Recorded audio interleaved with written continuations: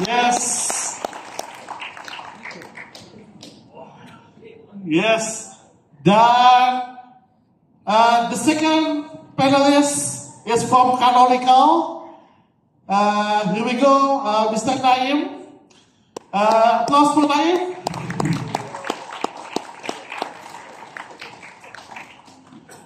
Dan selanjutnya tidak kalah penting, ada end user yang akan hadir ke atas panggung.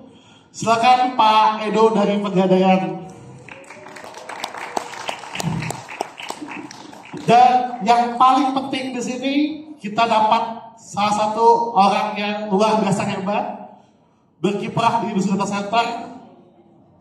Tidak lain, tidak bukan adalah Pak Hendra Suryakusuma selaku Ketua IBPRO.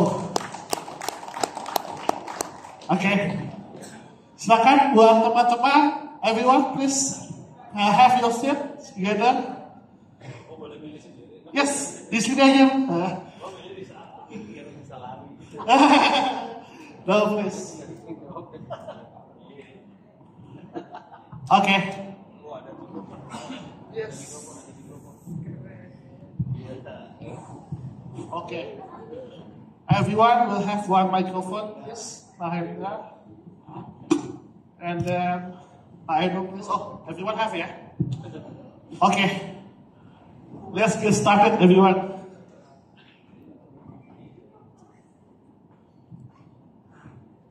Yes. Kalau udah sore gini mungkin enak-enak kalau duduk ya teman-teman ya. Yeah. By the way, in the sections, maybe I will speak partially in English and partially in Bahasa. If you don't mind, Naim, please. Yeah. We need to ensure that everyone can speak freely in Bahasa. So, nothing to hold on, Mr. Naim. Absolutely, I understand. Yes. Okay. I think by the end of today, I'll start learning Bahasa as well. Yes, you have started. But by the way, today is our Naim first time come to Indonesia, isn't it? Yeah, I mean to Jakarta. This is my first time. Yes, thank you. First time to Bali. I've been to Bali. Yeah. Oh, it's your first time to Jakarta then. Okay, Bali then. is the capital city of Indonesia. If you're talking to someone in Australia and they have not visited Bali, they have actually not lived life. Okay, yeah. By the way, apa kabar Pak Hendra? Sehat dan baik. Terima kasih sudah mengundang di sini. Yes, thank you banget Pak Hendra atas waktunya. Dengan seperti. Yes, mungkin formatnya kita akan lebih santai ya Pak Hendra ya sore hari ini.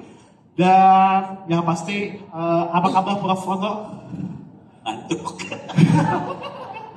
Teman-teman, udah ambil kopi ya teman-teman ya.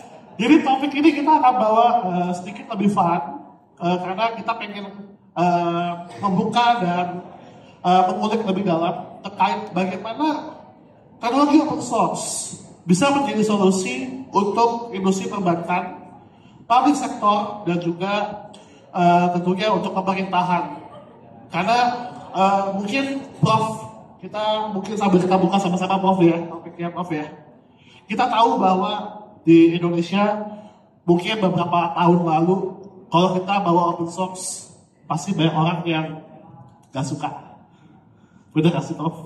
Lebih karena nggak ada jaminan support sih. Yes. Yeah. Oke. Lu kayak menggadaikan perusahaan lu tapi nggak ada jaminan gitu. Kalau proprietary kan kayaknya kita udah bayar, kalau ada apa-apa ada yang dicekek. Yes. Iya, betul. Kesannya gitu kalau buat saya sih. Tapi nggak tahu nih yang orang Pegadaian gimana. Ya, oke. Mungkin sebelum kita diskusi lebih lanjut ya, Pak Edo, gimana kabarnya Pak Edo? Halo Pak Rio, sehat Pak. Akhirnya kita bisa tatap muka juga Pak di sini Pak, sama Pak Ono Pak. Ini saya ngefans banget sama Pak Ono dari zaman saya SMA Pak. Alhamdulillah. Jangan khawatir, fans saya kebanyakan laki-laki. Iya Pak. Ceweknya udah hilang habis ceweknya tadi. Mana dia? Oh ada di sebelah sana ya. Masih ada yang cakep-cakep tuh. di sana masih ada, di sana masih ada. Nov, terus semangat Nov ya. Tadi siapa? Angel apa siapa tadi? Oh tadi orang asal smart ya. Oke, sorry. Ya, by the way Nov, kita akan mulai ya sama-sama ya.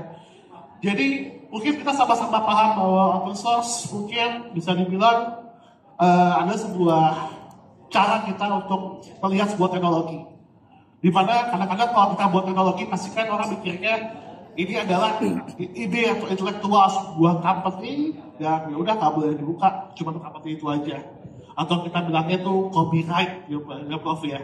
Udah gitu nggak tahu ya kapan mau dibenerin ya segala macam. Kalau open source kan kelihatan. Yes. Tapi kita beruntung sekarang udah ada kayak si Vali, Ubuntu ini. Jadi kalau mau cari support jelas siapa yang harus kita gantung kan jelas ya.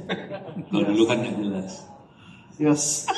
Dan Gue ngomong seenak jidat nggak apa ya? apa Prof? Justru sesi ini biar kita nggak ngantuk, ya kan? Tadi pagi mungkin kita udah dapat sesi dari Naim. We got some session from you Naim ya. And also we have a very strong discussion with Joyce, and also we have a really good interaction with Zerli Iqbal about the technical. So chill apa? Okay. For now. Let's chill for now. Oke. Anyway, mungkin aku punya pertanyaan yang sama buat teman-teman semua di sini. Yeah, I have the same question for everyone here about the open source technology. So, how can we do open source in financial industry, especially for the public sector? Can it comply? Can it secure?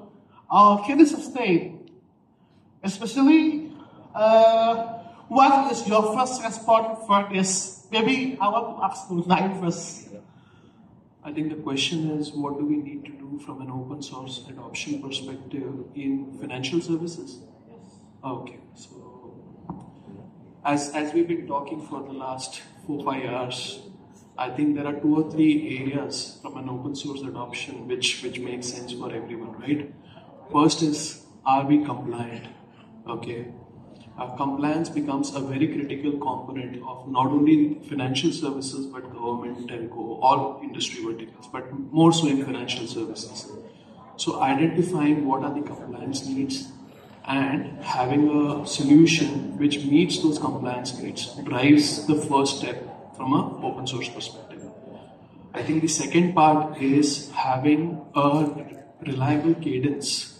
Right, life cycle management, because open source is one area where if you don't have the right life cycle management, we'll end up using a lot of software, a lot of technologies, a lot of packages, but will not end up having them complied. So having a reliable cadence in place also drives what you're doing in the open source world.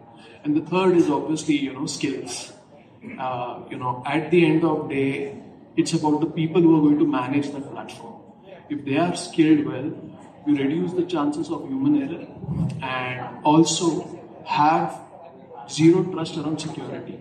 So once we have established these guardrails, I think it is going to explode in the next few years. Wow.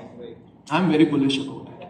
Oh, yes. Thank you very much, Naim, for your answer. It's very good. Okay, next. Actually, I'm worried about the skill. Yes. On Indonesian side. That's the biggest problem for us. But with what is happening in the world right now, I'm sorry to interject here. With what is happening in the world right now in terms of the whole adoption around AI, everyone getting aware that they have to have some capabilities around this space. Enterprises will invest in training resources. Once enterprises and businesses start to take initiative of training people, more and more people would want to get into it, and then the government will also push for it. I think that's what works in the cycle, and that's what we are seeing in some of the mature markets. Wow. Yeah, I hope that's happening in Indonesia too. I wish. Anyway, I'm hoping as well. we will do it with the fun, of course. Right? Anyway, maybe I will give this question, the same question to Pak Hendra. So, what do you think, Pak Hendra? Bagaimana teknologi open source itu bisa jadi sesuatu yang comply, sesuatu yang mungkin aman dan bisa sustainable untuk ke depannya, terutama di industri data center. Yes. Baik. Mungkin berangkat dulu dari sedikit historical background industri data center di Indonesia ya, supaya ada perspektif yang lebih komprehensif gitu. Jadi industri data center ini sebenarnya kami mendirikan asosiasi data centernya ID Pro baru 2016. Pendirinya saya, Profesor Kalamullah Ramli, Prof. Muli, Pak Toto Sugiri, dan juga Pak Richard Kartawijaya. Dulu teman-teman Pak Ono semua lah. Nah, di Ya, udah tua berarti lu dasar. Di 2016 itu kita hanya punya 32 megawatt power capacity IT load. Sekarang di tahun 2025 ini kita punya 21 member running 420 megawatt, Pak. Jadi dalam kurun waktu yang secepat itu kita tumbuh lebih dari 10 kalinya. Dan memang salah satu kendala kita tadi ya, pool of talent development. Ketika industrinya bertumbuh dengan sangat signifikan, tapi tim yang bisa menjalankan, memanage dan mengoperasikan data center tidak hanya dari infrastruktur data centernya, tapi IT infrastrukturnya kurang, Pak. Jadi memang kita lihat ada banyak sekali challenge di situ. Nah, terkait dengan open source, sebenarnya banyak sekali dari anggota ID Pro ini sudah menjalankan solusi-solusi yang boleh dibilang dulunya peripheral, jadi kayak ticketing management system gitu ya, visitor management system itu berbasis open source. Nah, sekarang mereka sudah bahkan beberapa anggota ID Pro menjalankan di data center infrastructure management untuk bisa memantau IT asset, IT infrastructure asset yang ada di level rack. Jadi termasuk kalau saya lihat ke depan integrasi dengan AI-nya. Ini sudah terjadi di beberapa anggota, termasuk Pak Toto ya.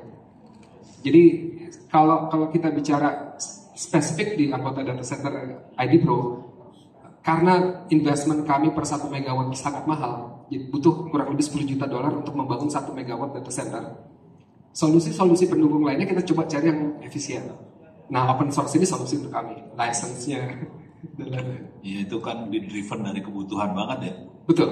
Ya, kebutuhan kalau lu nggak bisa menuhin, ya lu nggak bisa kompetisi. Betul. Nggak bisa kompetisi, ya kepaksa nyari solusi supaya bisa kompetisi ya. Betul. Akhirnya open source keluar.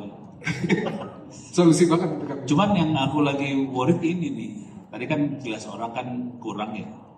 Nah ini kampus nih nggak aware bahwa itu dibutuhin.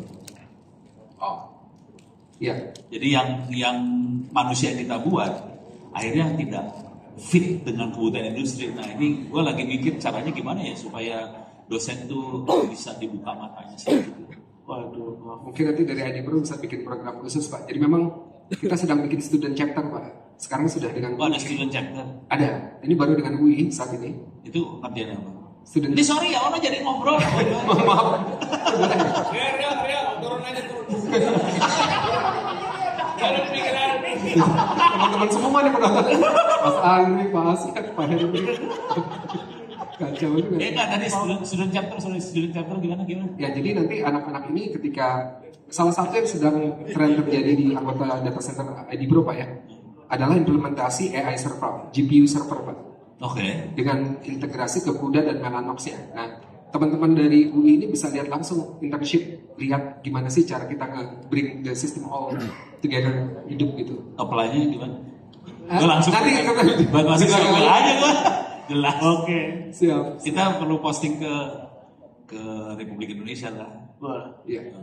Cuman kalau boleh saran gini sih, perlu dikasih requirement dulu. Lu baru bisa ngeliat kalau lu lewatin batas ini gitu. Iya. Kalau enggak, orang bisa datang senak jidat terus udah gitu, itu doang.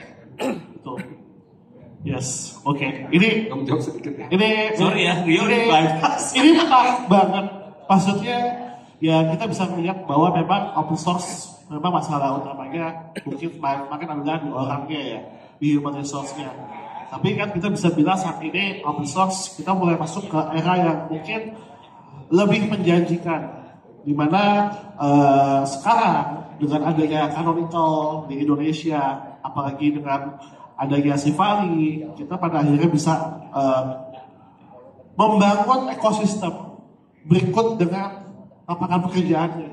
Nah ini kebetulan si Vali ini invest mereka mengadain bootcamp di kampus. Yes. Supaya orang-orang jadi certified.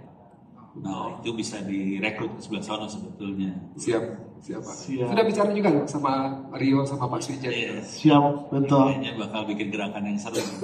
Oke, by the way Prof, teman-teman semua, Pak Hendra, Naim, kebetulan kita di sini dapat tamu spesial banget, Pak Edo.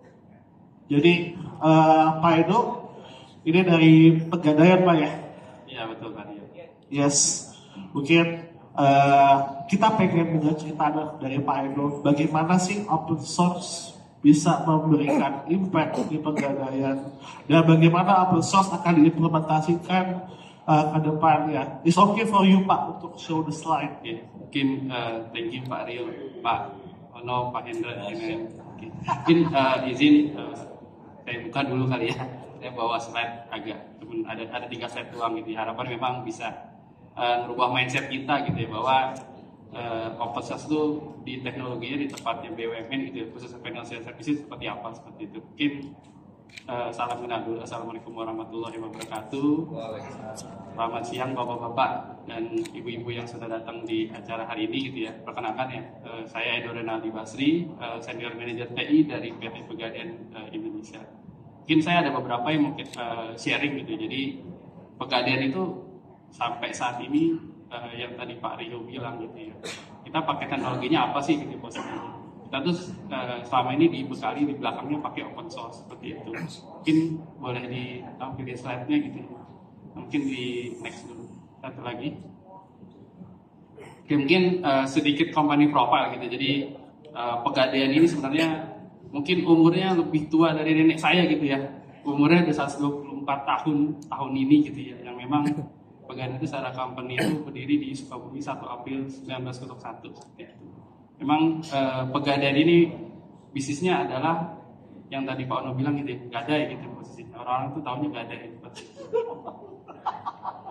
Taunya adalah gadai, semua orang Pegadaian taunya hanyalah gadai gitu. Tapi kita servisnya banyak banget Bapak Ibu gitu ya. Jadi kita servisnya yang bisa kita lihat itu ada beberapa yang kita deliver ke kepada teman-teman di bisnis to bisnis gitu ya, bahkan bisnis to channel seperti itu. Mungkin banyak gitu, ada gadai emas segala macam. Itu haji umroh digadain gimana caranya? Iya Pak. Jadi kita itu untuk haji dan umroh gitu Pak ya. Jadi selama ini kalau misalkan Bapak dan Ibu mau haji dan umroh bisa lewat ke kementerian Pak gitu ya.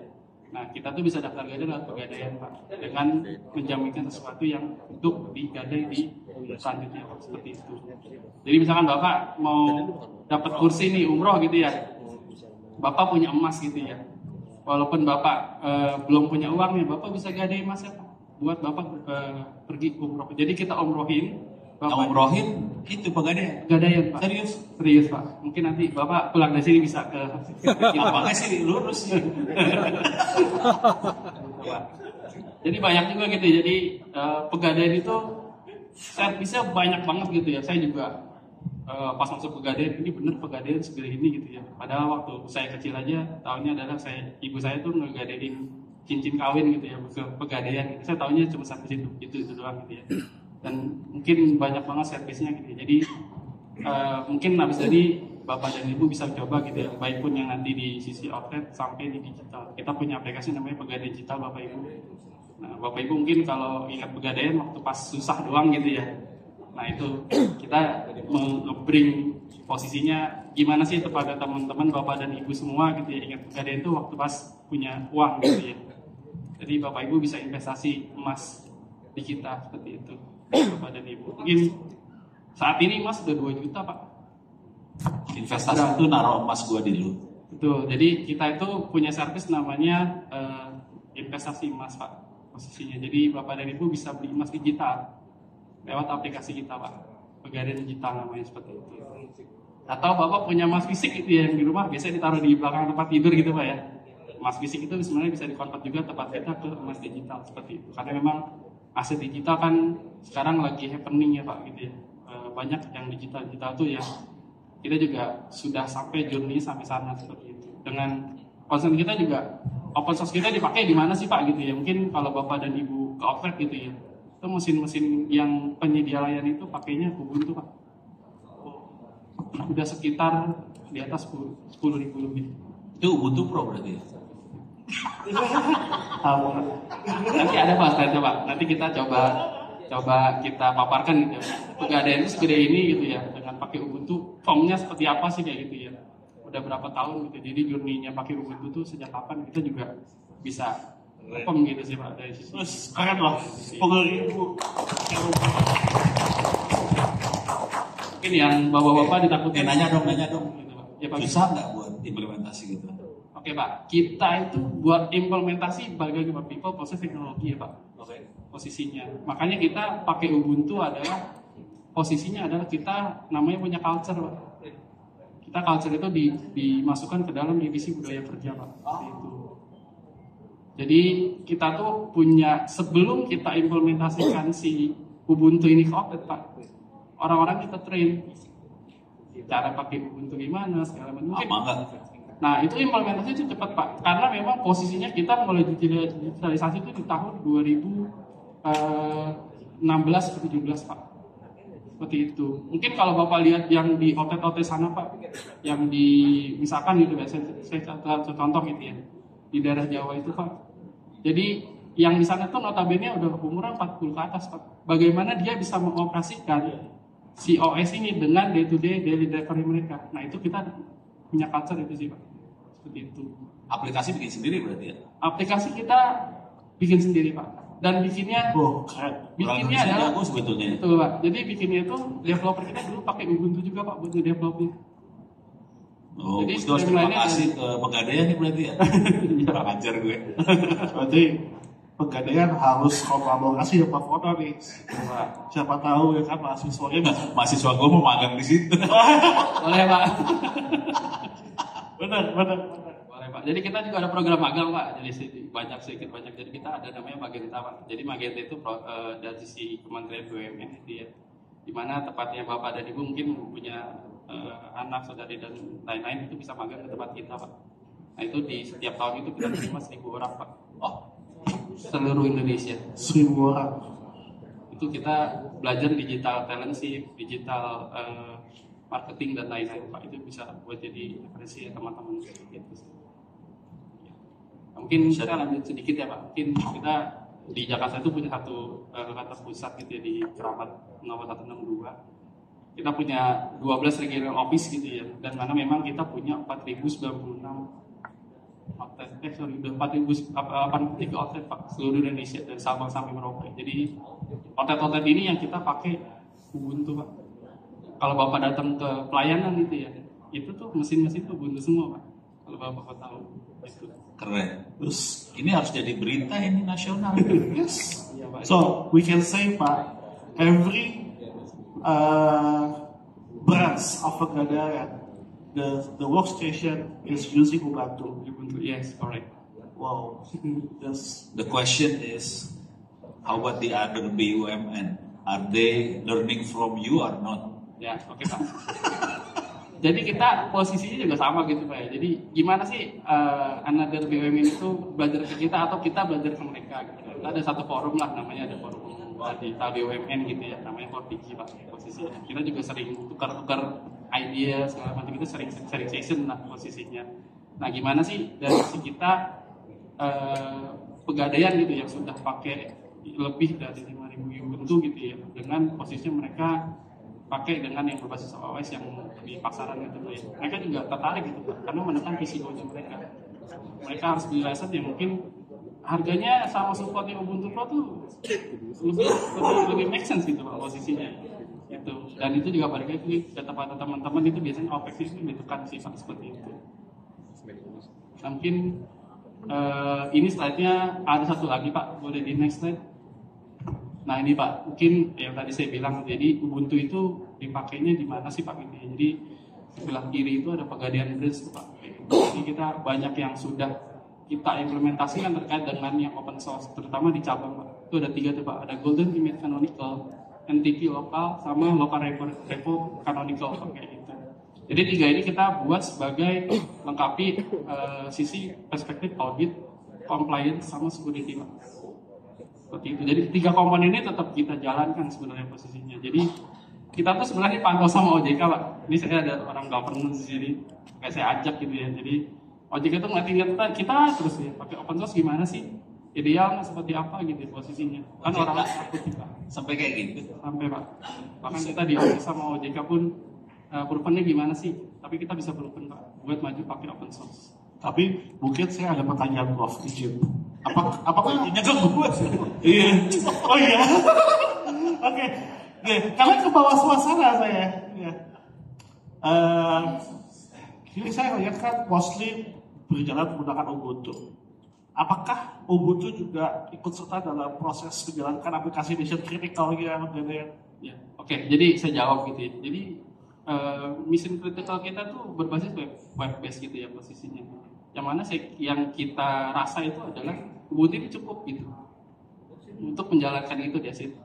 OS kita Pak, 2 GB RAM sudah bisa jalan. Yes. Pakai Ubuntu Pak. Bapak kebayang misalkan kita punya cabang nih Pak di Papua gitu ya.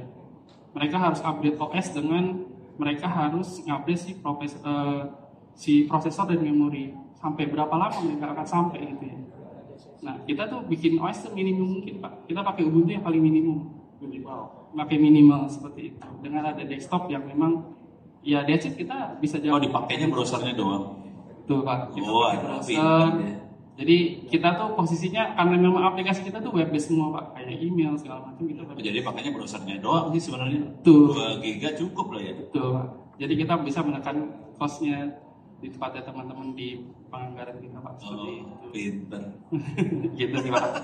Mungkin lesanannya gitu sih Pak. Jadi kita Tadi sorry OJK gimana ceritanya jadi?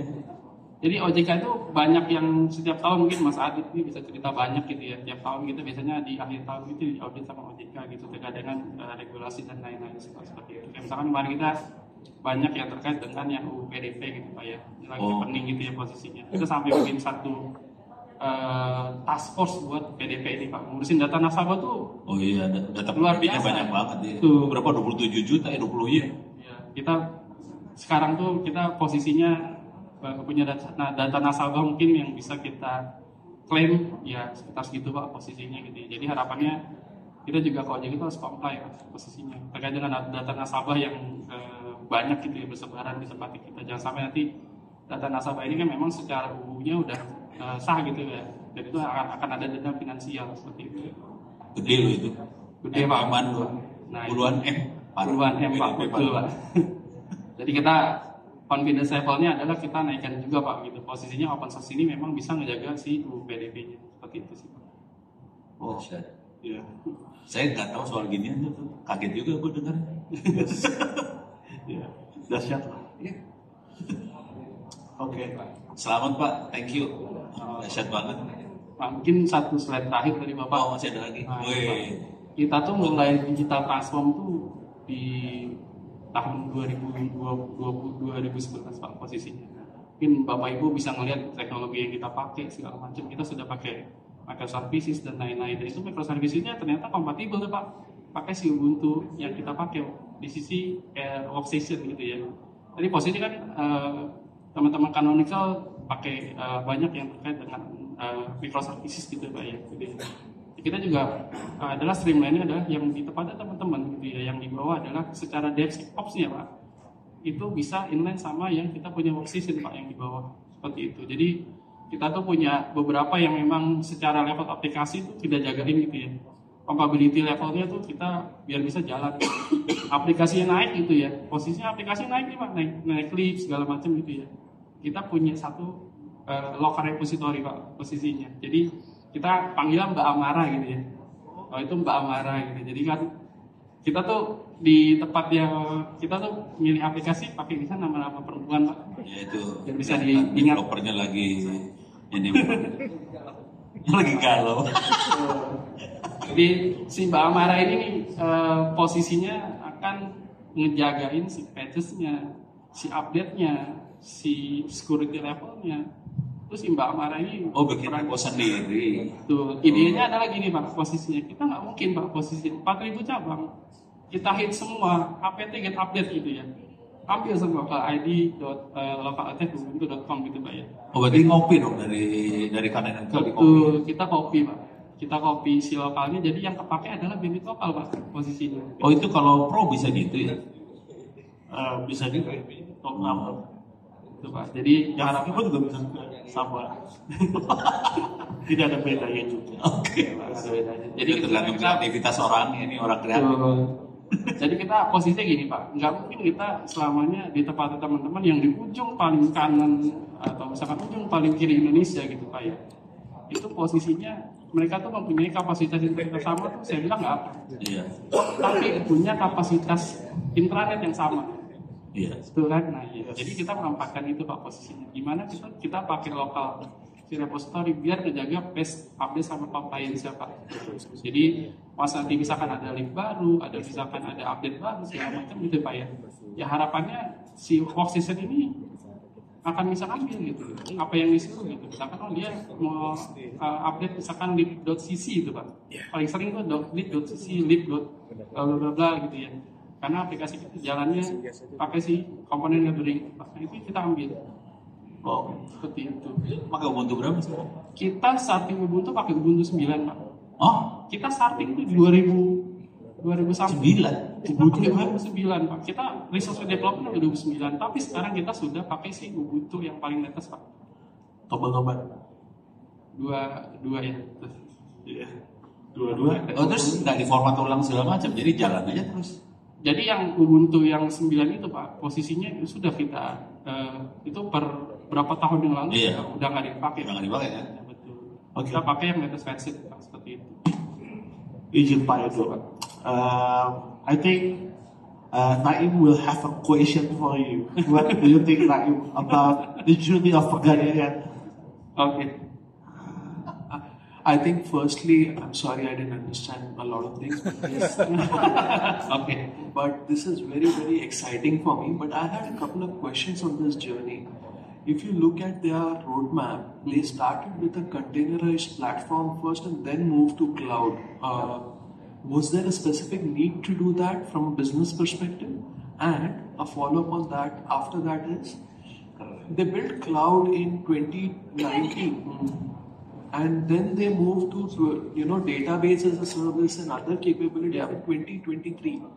Why did they take so long to build service catalogs for database as a service or service mesh for 4 years? Was there a thought process that you have a point of view on? Yeah, okay. So I have the question, the number one. Okay. How about we can the reason what we can using the containerization to the cloud, right? So basically we have the registration for the data actually. So basically we have multiple data center, and if we have some disaster on data center, the service will be live on cloud actually. Just it for the question number one, and the question number two, how long we can migrate from the database as a service. Yeah, okay. The database as a service, we build the custom. You can access on the market. We using the database as a service in a local, not on private cloud or something else. We using the local machine using another product to compile and build to the database as a service actually. So the pain point is what the pain point for the database as a service. Before we move the database as a service, if we want to create one instance from the database, it take 2 days. 2 days. 2 hari Pak. Bayangin Pak, kita mau nge-create satu database instance itu 2 hari Pak posisinya. Dengan segala semuanya yang harus terstruktur Pak secara administrasi. Seperti itu. Nah, now we can create one single instance. It's only take 5 minutes. Just on that, things like metaverse, machine learning, and chat ops. I'm assuming you have used a lot of open source solutions on that, or are there specific, like for metaverse, you have used something like a digital twin technology from, say, Meta, or something like that? What have you used to deploy these technologies? Okay, from the machine learning and AI and chatbots, we're using the open source. You know Watermost. We're using the Watermost actually for the chat ops. Nice. And we integrate to the any platform from the automation, like the Ansible and something else to build the chat ops. Okay. For example, a use case for the chat ops is we want to know how the healthy the server. We cannot SSA to the one server to server and something else. Using the Ansible to play the playbook. Okay. And then we get the log, and also we generate some graphic to the Watermost, and we know what the server was critical, the healthy and something else. Thank you. Thank you very much. Well, this is something really nice to know ya. Iya By Pak. the way, Pak Hendra, punya pertanyaan nggak Pak Hendra buat Pak Edo? Lebih ke ini sih, tadi statement Pak Edo menarik ya, bahwa ternyata open source itu mendukung undang-undang perlindungan data pribadi. Ini angle yang menarik karena kalau kita boleh jujur secara geopolitik, Amerika ini sangat greedy sekali ya. Yes. Mereka punya Clarifying Lawful Overseas Use of Data dan Patriot Act yang memandatkan teknologi provider asal Amerika itu membuka backdoor ke National Security Agency.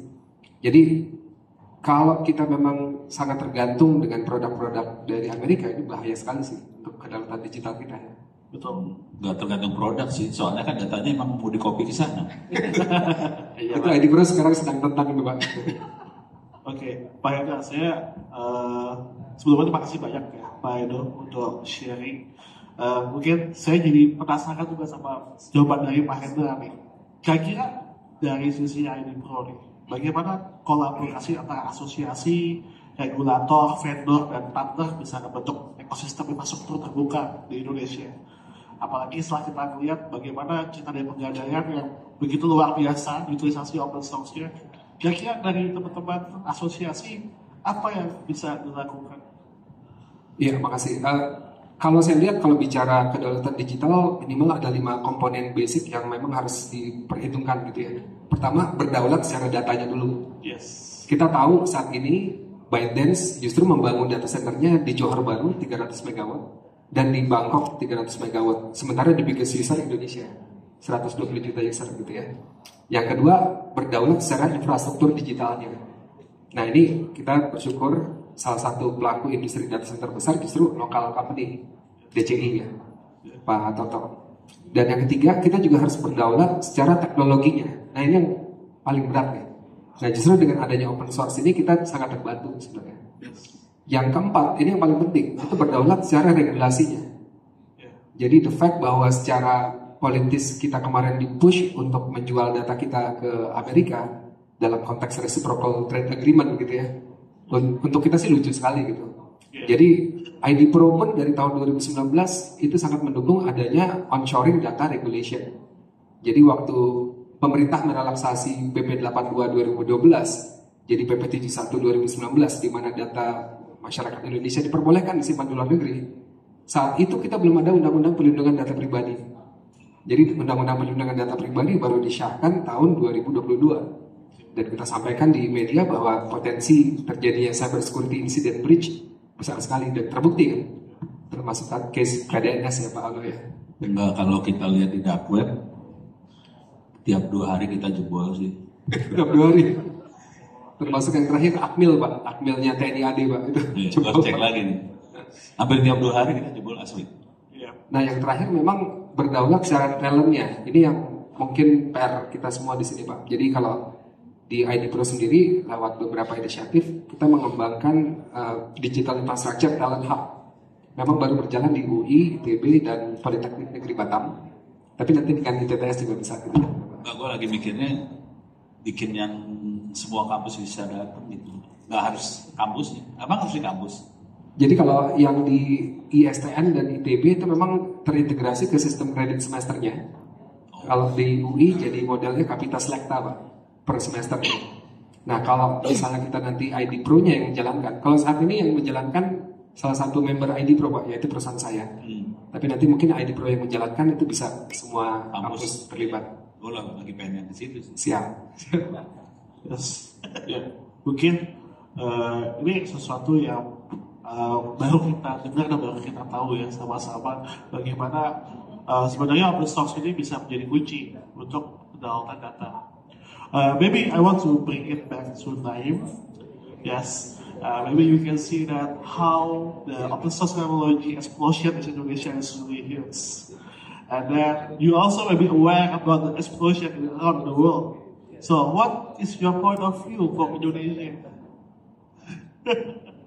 I think I just spoke about it outside as well. I think anyone who's not working on open source right now is not going to be relevant in 5 years' time.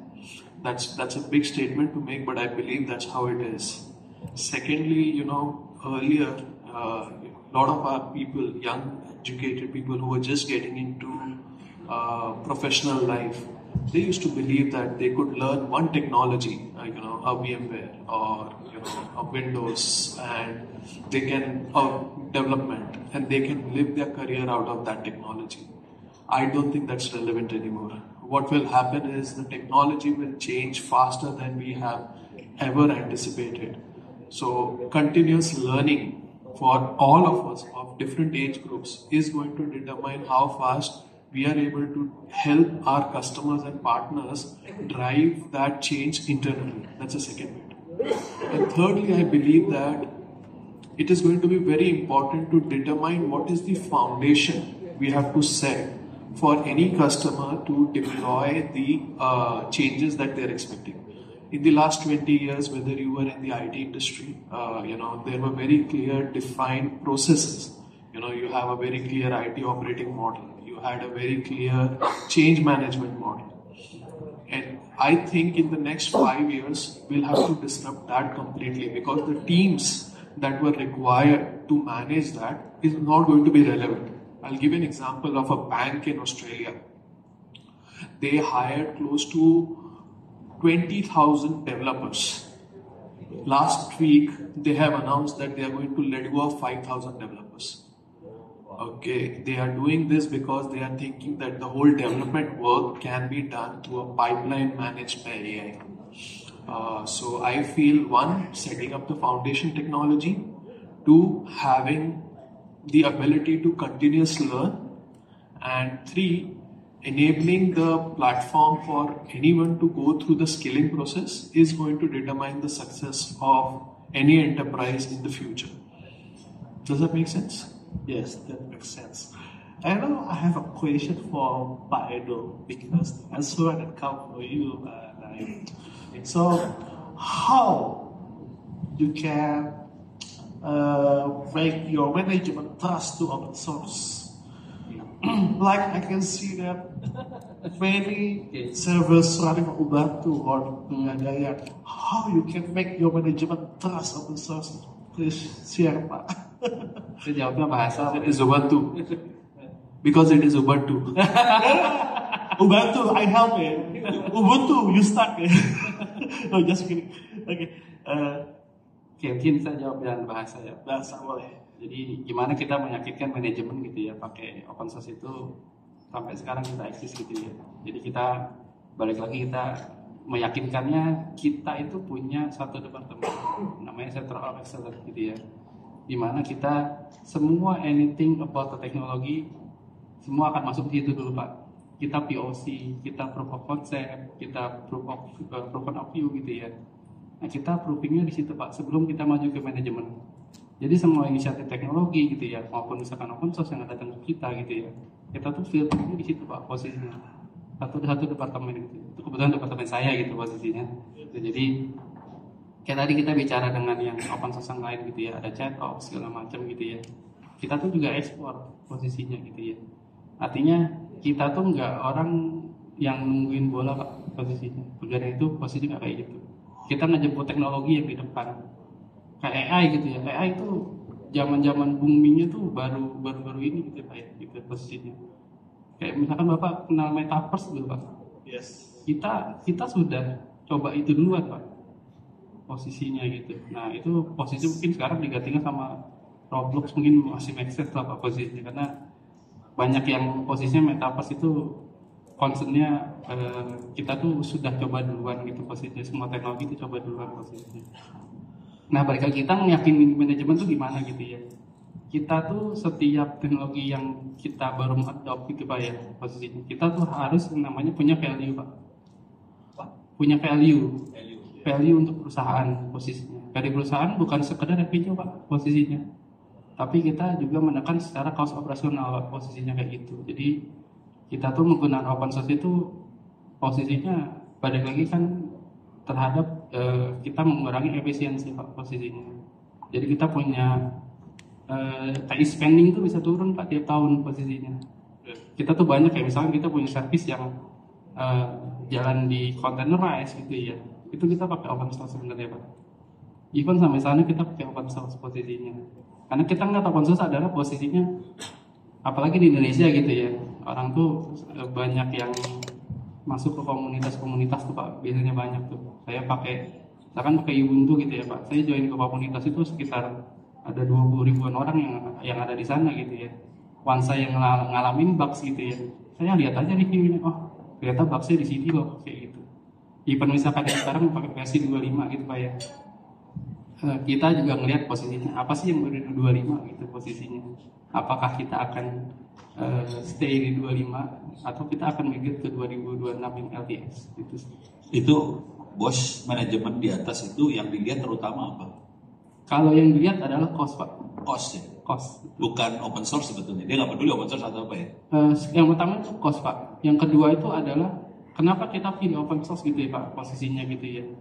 Terkait dengan kita biasanya open source itu posisinya akan lebih bisa di customize posisi. Oh, customize. Itu lebih ke arah sana. Kalau kita beli produk jadi kan kaku tuh Pak. Iya. Dan itu ada haki. Terus bayar lagi customize. Ada hakinya Pak. Ada hakinya. Betul. Kita tuh bisa mengcustomize itu Pak ya.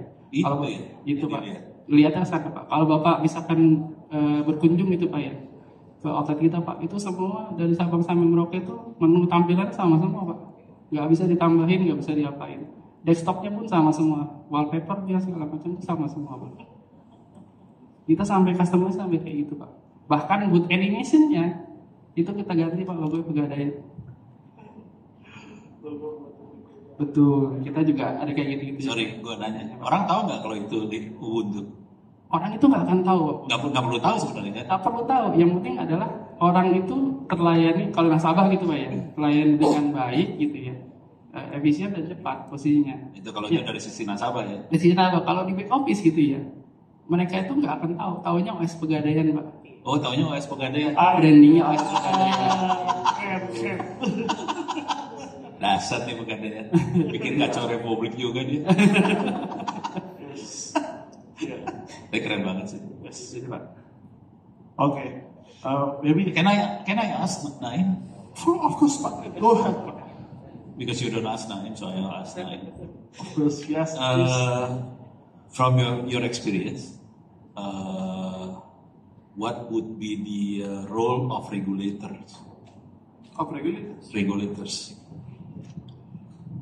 It's a tough one. I think right now the regulators also need to understand how the technologies are evolving.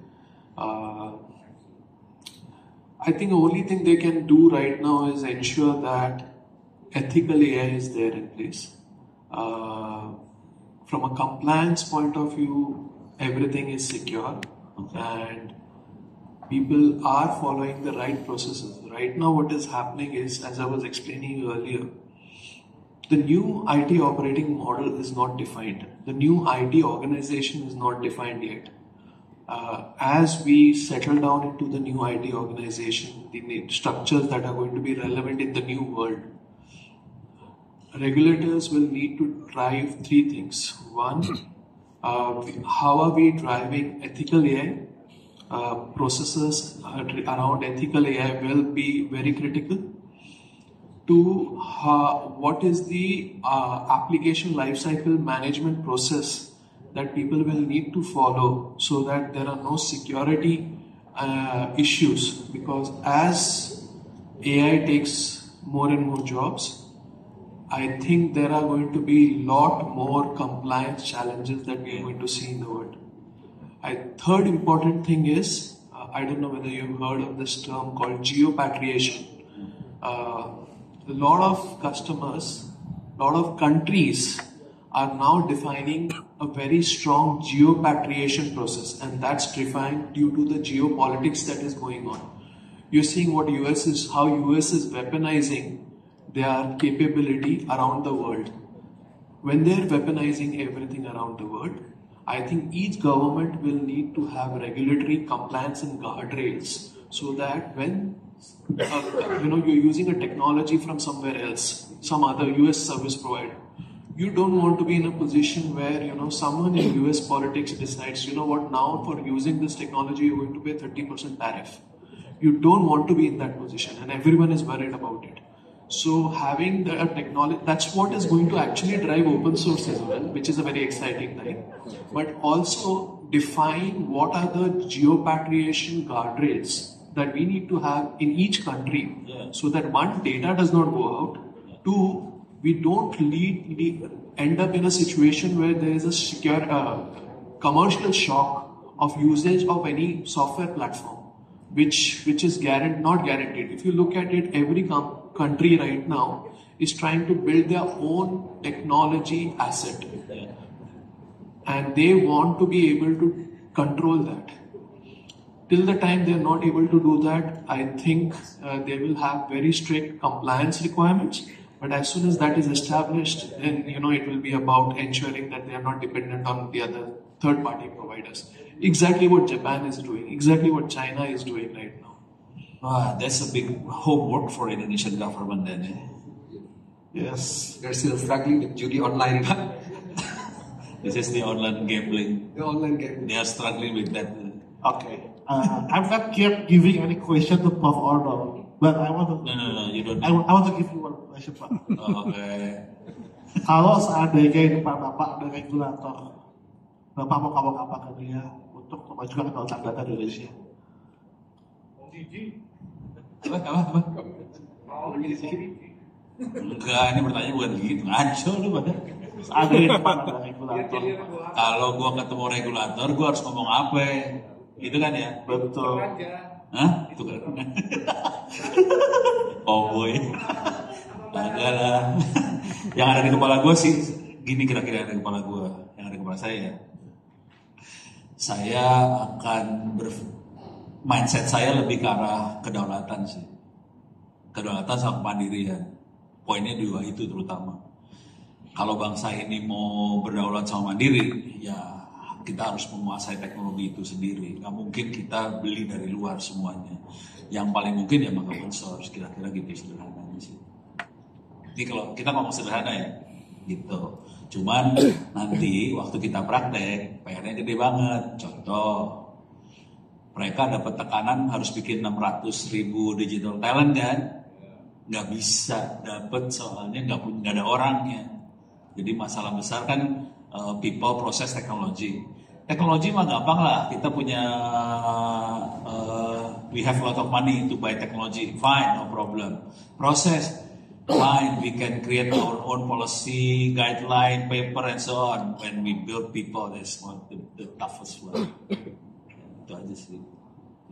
On that, I have a question for you. Your vision For me, I normally ask you.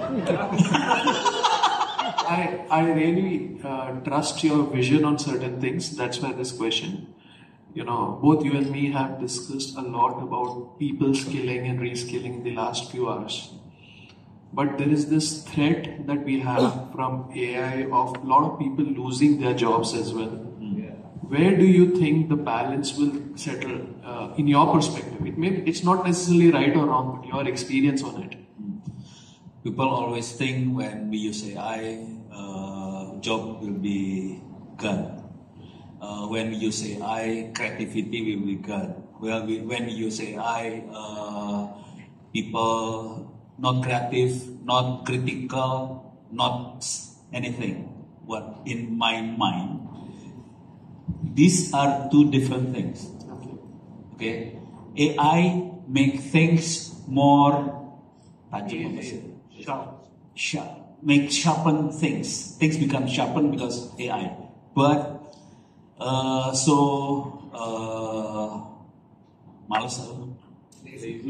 laziness, rajin, diligent, critical, those things is we need to build those things in the people before AI, maybe like in primary school, in junior high school. If we can build those things, those attitude to the people before they exposed to AI, they will be fine. AI will make them sharp, Sharper. sharper. Sharper, more blinder. That's what I'm thinking. I completely agree with your optimism. Yeah, it's interesting times, but at every time when we have spoken about technology taking over jobs, whether it was industrial revolution, whether it was locomotive, it has created more jobs than actually. Agree. Yes, Of course, yes. there would be different sets of jobs, but I think Exactly. but there is going to be a lot of jobs, a lot of times where everyone will have a lot of new things to do, as well as spend time with the family. Agree with you. Yes, You are very wise. Eh? I'll get you a cup of coffee. Sounds like bribery. Yes. Anyway, This is end-to-end communication, you know. yeah. Now we start to move talking about AI. And We move different topics now. a little bit, Okay. a little bit, because we have someone that's strong in data centers industry. And we're still in context with the open source, in context with the public sector, as well in context with the financial industry. So in terms of data center, so how far that data center Indonesia can accommodate it? Yeah, we're still struggling actually, especially with regards to the existing data center. Yeah. I mean, our capacity in terms of handling the density per rack is only 8 kilowatts, the existing data center. So if we, bahasa Indonesia apa bahasa Inggris? Bahasa Gak apa-apa bahasa Inggris. So if you would try to retrofit it and try to jack up the power capacity per rack to 35 kilowatts, there will be a lot of retrofitting process that we have to go through, especially with regards to the The current one is 8 kilowatts. 8 kilowatts, the existing one. So we cannot put lots of GPU. We cannot use a lot of GPUs because we have to do a lot of retrofitting in terms of cooling system, cooling configuration, and also the power distribution, the bus bar, busway. That's the current data center. That's the current data center. Wow. And that's the reason why a lot of investment are actually coming into Indonesia at this current moment, because Indonesia is actually blessed because Malaysia and Thailand, they got sanctioned by US government Why? because they are actually indicated that they are doing exporting of the chipset from US to China. So because of this geopolitical issue, a lot of Chinese AI company are actually setting up companies in both in Singapore and Hong Kong, Okay. and they try to buy the chipset from US, and they said that I will actually host these servers in Malaysia, but shortly after that they actually re-exporting it to China. One of the biggest challenge for China is because their lithography technology is not as good as US one. Okay. So they still stuck at the 7 nanometers chipset size. And coming to Naim's point is quite interesting here, because gone are the days where we believe on the Moore's law anymore. Because now the capacity of Moore's law fundamentally said that in 2 years, every 2 years, Yeah, every 2 years. people can actually install twice the numbers of transistors within the same chipset size. That's more slow, yeah. But now, if you look at the NVIDIA planning to launch Rubin in the quarter 3 this year, it will be coming sooner, sooner. Wow. So, like for example, the GB200 NVIDIA NVL72, actually you need around 135 kilowatts per rack to generate the whole system. Only one rack. Only one rack. Only one rack. Bear in mind that Bruno Mars, when he had this live show in Jakarta International Stadium, the whole sound system is actually requiring around 100 kilowatts. 100 kilowatts only. Whole stadium. The whole stadium. And this is only for Only one one rack. rack. It's more than the whole stadium. Yeah. And I can see that these waves of GPU servers coming into Indonesia is quite fast. And that's the reason why Batam is now one of the preferable destination. Because Sorry, from your observation, Is the user ready for maximize? This is quite interesting, but because the users are actually not coming in from Indonesia market. Oh, really? Yeah, but it's actually for global market. And that's the reason why they always try this GPU first company, a company like Filter, like Megaspeed. They always try to find countries that can provide lower energy costs, no import duty, and also no tax. And that's the reason why Batam is now becoming one of the most favorite. So this is not for local. Yeah, it's not for local. Because we're talking about foundational model, but training model. Yeah. If it's inference model, then yeah, I think, for example, like ChatGPT, they're also planning to actually host several inference servers in Indonesia. Really? Yeah. Wow. Okay. It's quite interesting actually to see the progress in AI. Okay, yeah, this is something that very good things, but I will go back to time. Oh, right. Yeah, after you have a very good news for Pak Hendra about the data centers, about the powers. So, what open source can do? What? What open source in Canonical can do for AI? I think we've discussed this, but I will summarize it into 3 parts. One, what NVIDIA did with AI Enterprise is getting replicated by Dell in AI Factory right now. They are using completely open source solutions. Sorry, who? The NVIDIA, No, the other one. the Dell guys. Dell? Yeah, Oh. they are coming up with something called as the AI Factory, Okay. which is again going to be completely open source. Now, what NVIDIA did with AI Enterprise is getting replicated with AMD with their Rocker Foundation. Okay. So what's the difference between Dell and AMD? Sorry. The difference between AMD and Dell. What's the difference? The difference is just the way they have chosen the technology components. Oh. They are already using the open source, Yeah. but the way the open source, there are multiple options in open source as well.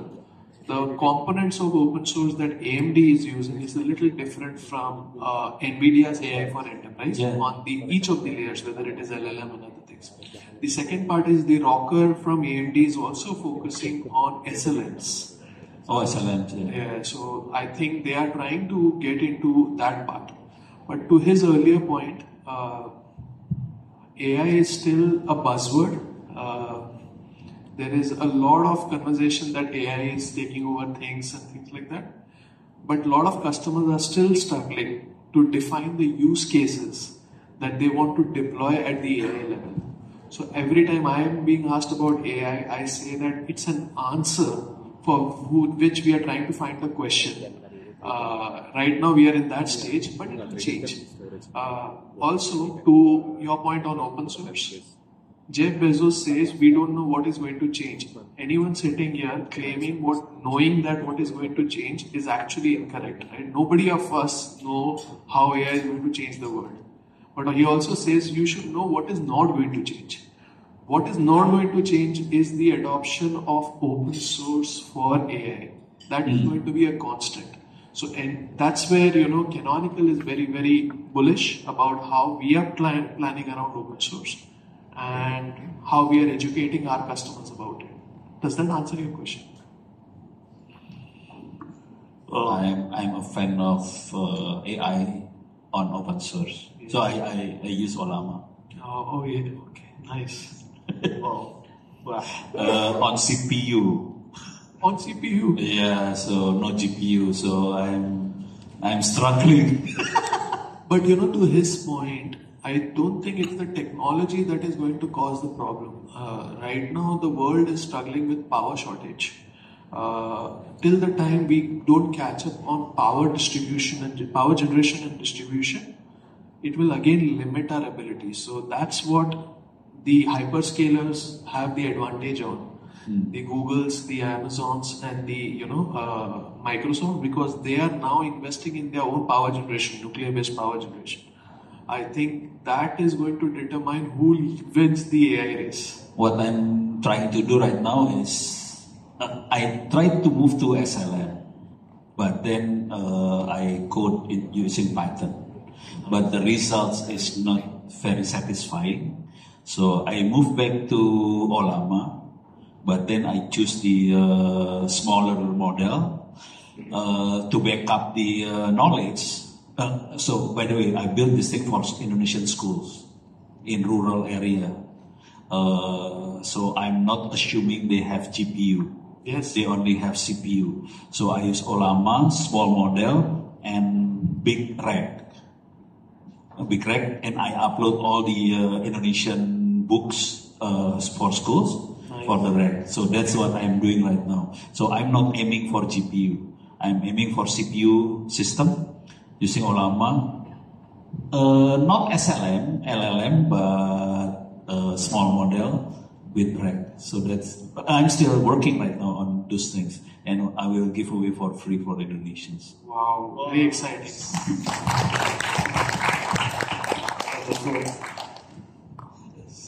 Okay, because the time limits, maybe we can go to the next section. The next section is the audience turn to ask to the panelists. Is there anyone who wants to ask to panelists? Ada yang mau tanya teman-teman? Yes. Itu yang suruh Rio turun, nanya lu. Memang ini diskusi yang sangat menarik ya teman-teman ya. Bagaimana kita melihat ada beberapa lapisan masyarakat yang berbeda di sini ya. Ada dari pendidik, mungkin saya lebih fokus ke arah teknologi untuk pelatihan. Pak Hendra kuat di data center, ada Pak Edo ya kuat dari sisi implementasi open source, and we also have Naim from Canonical. So maybe is there anyone in here that have questions or something that you want to ask together? Dari Silakan Pak. Dari Binus. Wes, Pak Riki. Mungkin ada yang bisa. Kepaksa maju nih kayaknya mikrofonnya.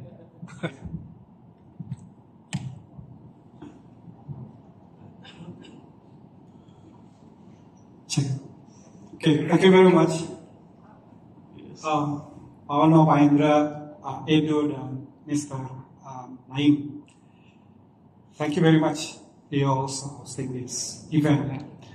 Well, maybe this is not a question, but kind of like, after all you guys speaking about open source, AI, and then the sovereignty of those five Mahendra is, describing, even though just for a brief, I kind of like need some time to put this all submerged before I can talk actually. So what I want to tell you guys is, this is my thoughts. First of all, about open source. We're still struggling about security. And I'm in a awe that Paido with the Pegadaian can deploy such a massive implementations. Yet it's very tidy and seems to be very convincing. I'm still in awe. I cannot compile that in my mind. Because to my maybe shallow understanding and knowledge about open source, we know that when we install even a component from any Linux distributions, kind of like Ubuntu, we know there is a lot of libraries, and each of library can be developed by different people, different developers. And the thing is that, let's say we have ESM, we have Ubuntu Pro, we put all our confidence in Ubuntu, and we just run it, and then we say, we comply. I mean, from a deeper perspective, maybe there are two controversies. First is, one people that I put all my trust to Ubuntu because they are compliant and everything. But, if Paonos mentioned about dark web, people in the dark web, like maybe some of us here, or maybe all of us here, we know that each and every code, each and every library, we need to actually kind of questioning it, right? Will they make any backdoor? Kind of that? Even though we have, put our trust there. And, what should we do with that? And then come to the sovereignty of the technology that Pak Hendra said. Put it very well. That Pak Ono also said, the thing is that we cannot just adopt everything from outside.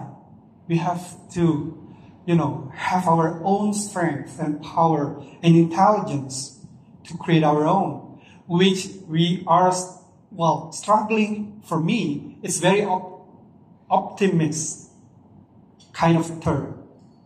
I mean, we have to admit that Indonesia is still far from that capability. We are craving into that level.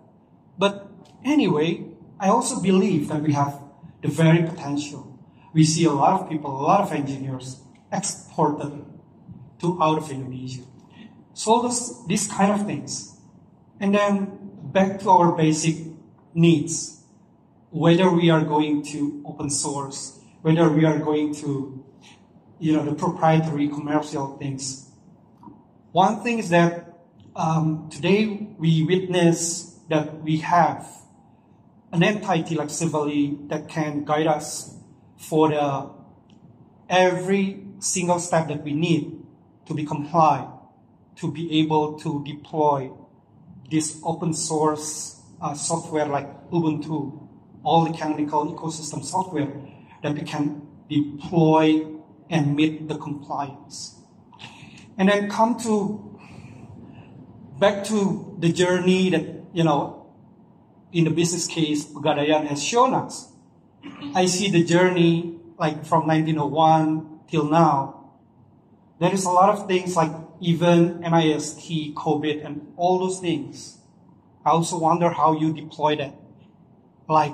There is at least the things that we can, refer to that my system is compliant.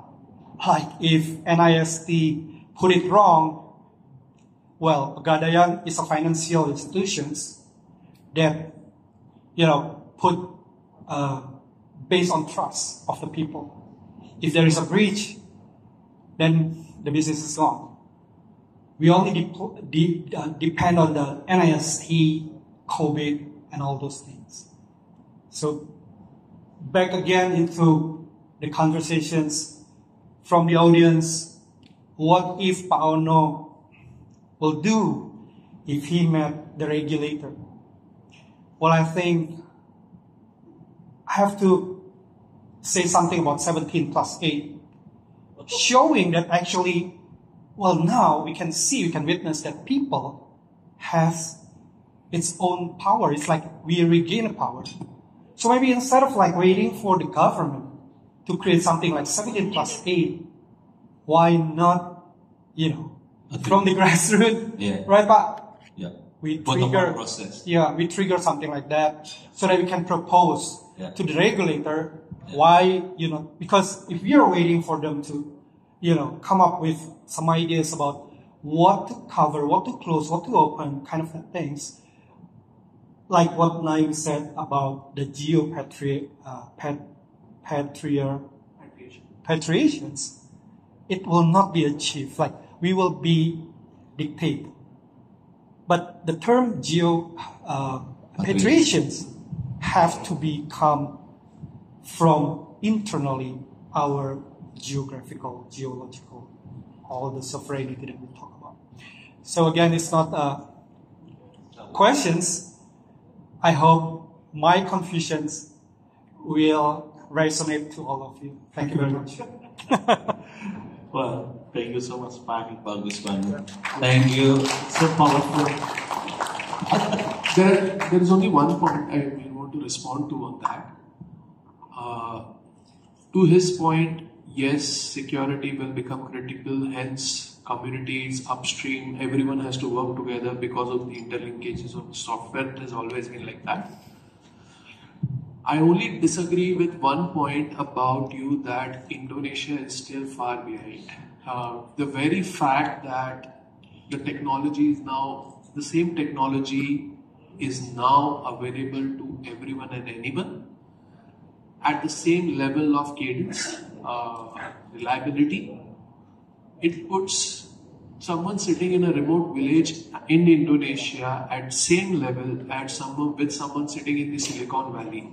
It's only about how fast they can imagine things, and we enable them to deploy the next technology. As some of the leaders in AI say, the next big company is not going to come from Silicon Valley. The next big company is going to come from some remote place with one entrepreneur and few AI bots delivering billions of dollars. So I feel Indonesia has that advantage as much as any other country in the world. That's the only thing I would make. Thank you. Maybe because the time is almost up. I'm really sorry, but maybe it's time for us to give opportunity for everyone here to give the last word about the open source technology and for the canonical. Maybe Pak Edo, yes. Mungkin kata-kata buat ini ya, kata buat kenapa open source lah ya Pak ya gitu. Kata-kata hari ini. Oke, mungkin kenapa sih gitu ya? Orang tuh mindsetnya open source itu masih, kalau dibilang masih tabu ya kalau di Indonesia posisinya gitu ya. Mereka akan takut gitu posisinya. Kita tuh takut karena bukan berarti kita belum coba sih posisinya gitu. Karena posisinya kalau kita coba pasti kita akan banyak tahu kok ternyata open source ini berguna buat banyak sektor gitu ya, kayak kita gitu, di finansial gitu, ternyata banyak banget gitu keuntungannya gitu ya, atau kegunaannya gitu posisinya.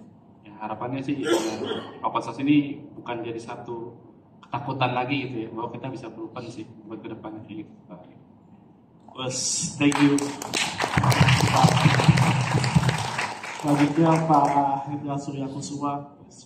Ya, terima kasih. Jadi saya lihat sekarang dengan adanya potensi tahun depan internet penetration akan reach 83%, Pak.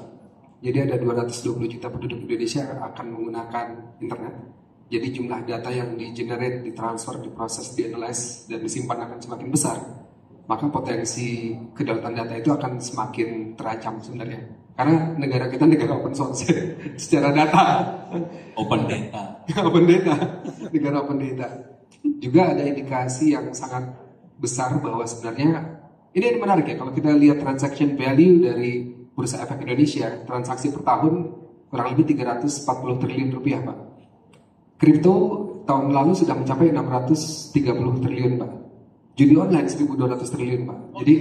Jadi ini memang mengindikasikan kita lagi diserang, Pak, secara digital. Kita sedang diserang secara digital. Artinya ID Pro sangat mendukung seluruh upaya yang membuat kita bisa lebih berdaulat secara digital gitu. Nah, digital secara teknologi sangat bisa terbantu dengan open source. Terima kasih. Thank you, Pak Mike. Selanjutnya, please Pak Fono. Fono dulu. Ya. Di kepala saya sederhana aja tadi masalah kedaulatan sama kemandirian. Tapi ujungnya sebetulnya saya pengen bangsa Indonesia bisa hidup dari kekuatan kepalanya, otaknya. Jangan dari kekuatan ototnya, itu aja sih. Jadi yang saya lakukan, yang kita lakukan selama ini sebenarnya sederhana. Kita pengen supaya bangsa ini bisa hidup dari otaknya dia. Dan ini harganya jauh lebih mahal daripada ototnya. Terima kasih. Maybe last word from you, Daim. I don't have any last words. I just want to thank everyone and yourself for conducting this so well. Thank you very much. And a big round of applause for our host and giving Canonical this opportunity. Thank you. Yes, thank you so much, Daim. Ya, mungkin izinkan saya untuk menutup sesi hari ini.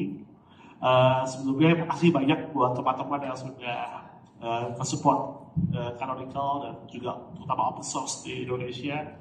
Jadi kehadiran open source di Indonesia memang sudah ada sejak lama. mungkin sejak tahun 99 udah ada gitu ya. Cuman yang peduli terhadap open source itu belum banyak. Mungkin kalau ada dulu mungkin hanya sebagian orang aja, atau mungkin dengan adanya open source dianggap sebagai ancaman dulu ya. But sekarang justru open source dijadikan sebagai apa? Sebagai solusi dari banyaknya kebutuhan untuk efisiensi. Dan lagi-lagi Indonesia adalah negara dengan modus demografi dengan banyak anak muda. Harusnya ini bisa dimanfaatkan dan bisa mengembangkan seluruh orang-orang yang ada di daerah dan bisa mendapatkan kemeratan di seluruh Indonesia. Mungkin itu dari saya. Terima kasih banyak. Thank you everyone. Wow, baik. Sekali lagi terima kasih untuk diskusi yang luar biasa di sesi talk show yang baru saja disajikan. Once again, thank you to Mas Rio, Mr. Naim, Profesor Ono, Pak Edo, Pak Hendra for the fruitful discussion. Baik, Bapak Ibu, hadirin dan tamu undangan semuanya, kita akan rehat sejenak untuk coffee break, tapi pastikan Bapak dan Ibu untuk tidak kemana-mana, karena setelah rehat sejenak ini, kita akan ada satu lagi pemaparan lewat video, lalu setelah itu kita akan bagi-bagikan door prize terakhir, dan juga ini adalah grand prize-nya ya, ada 5 buah smartband dan juga 1 buah tablet Huawei sebagai grand prize-nya. Jadi pastikan Bapak dan Ibu semuanya untuk tetap berada di sini. Kita sejenak istirahat terlebih dahulu, bisa sholat asar dan menikmati kopi dan juga tea break yang ada di luar sana. Dan kita akan bertemu beberapa saat lagi, mungkin sekitar 20-an menit dari sekarang. Terima kasih dan kita bertemu lagi kurang lebih pada pukul 16.30 waktu Indonesia Barat untuk sesi terakhir.